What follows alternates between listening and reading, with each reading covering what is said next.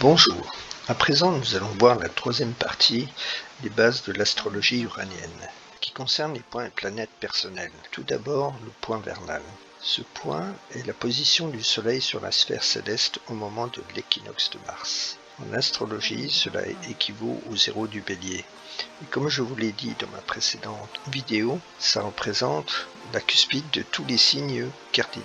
Du fait de la précession des équinoxes, ce point se déplace et à l'heure actuelle, il se trouve au niveau du Poisson. Mais je vous ai également démontré qu'en astrologie uranienne, on ne tient pas compte des signes, on tient uniquement compte de la position des planètes entre elles. Exemple, si vous avez une figure planétaire entre les planètes A, B et C. Si la planète A, par exemple, bouge de X, la planète C bougera autant et la planète B de même. Donc, il en résulte que le phénomène de précession des équinoxes ou Ayanamsa n'a aucun impact au niveau de l'analyse astrologique au regard de l'astrologie uranienne. Le point vernal est considéré comme étant un point fixe. Il concerne l'espace, d'un point de vue spatial, la Terre, le monde, les lieux publics, ouverts, par exemple les rues, les grandes places, la société en général, les nombreux inconnus avec qui on aura affaire de façon éphémère. Point vernal signifie aussi tout ce qui vient au monde. Je vous l'ai également dit dans une précédente vidéo, le point vernal est sans énergie, donc sans action. Il ne se traduit pas par un verbe. Je reviens sur le phénomène des équinoxes qui importe peu en astrologie uranienne. En astrologie uranienne, on regarde toujours l'aspect entre deux planètes, c'est-à-dire l'aspect entre la planète A et la planète C. Je vous ai dit qu'on prenait en considération dans l'astrologie uranienne, c'était les aspects carrés, opposition, conjonction, semi-carré, etc.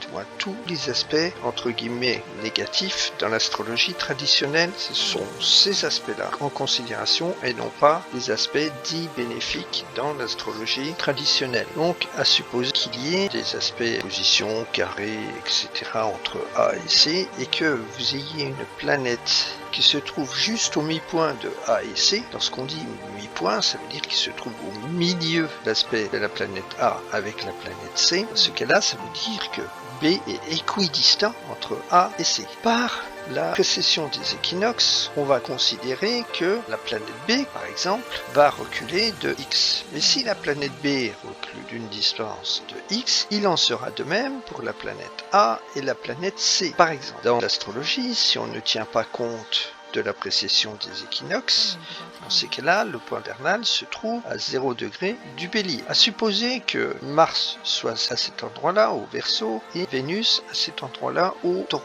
Mars et Vénus, ici, sont en carré. C'est ce qu'on prend en considération dans l'astrologie uranienne. Et on dira que le point vernal est égal à Mars/B. Maintenant, si on tient compte de la précession des équinoxes, le point vernal ne se trouve plus à 0 degré du Bélier, mais se trouve approximativement vers la fin du Poisson. C'est pourquoi on dit qu'à l'heure actuelle, on est dans l'ère du Poisson jusque dans les années 2500 à peu près. Si le point vernal passe de 0 degré du Bélier à cet endroit-là du Poisson, Mars va reculer d'autant, de même que Vénus. Donc en définitive, la figure planétaire entre Mars, Vénus et point vernal n'est en rien modifiée. On aura toujours point vernal, puisqu'il se trouvera toujours au mi-point de Mars-Vénus, donc on aura toujours point vernal est égal à Mars/Vénus. Le milieu du ciel. Contrairement à l'astrologie traditionnelle, il ne représente pas la carrière ou l'évolution sociale. Le milieu du ciel représente l'individualité de la personne, ce qu'elle est, ce qu'il est, son caractère, ce que l'on tente de montrer de soi consciemment. Le milieu du ciel peut également signifier la minute. Aussi, le milieu du ciel bouge beaucoup sur une roue à 90 degrés. Je vous ai démontré dans une précédente vidéo également qu'il était important de procéder à la rectification horaire. Le milieu du ciel est un point sans énergie. Il faut comprendre le milieu du ciel comme le jeu du natif ou de la native, comme si lui s'exprimait. Par exemple, MC et Mars, ce serait je travaille, puisque Mars c'est le travail, avec MC c'est je. Mais lorsqu'on procède à une analyse, on ne va pas dire je travaille, l'astrologue n'est pas le natif. Donc on va dire il ou elle travaille. Et si, en consultation, si la personne est devant nous, on va dire vous travaillez. S'agissant de l'ascendant, qui s'écrit AS ou AC suivant les logiciels, etc.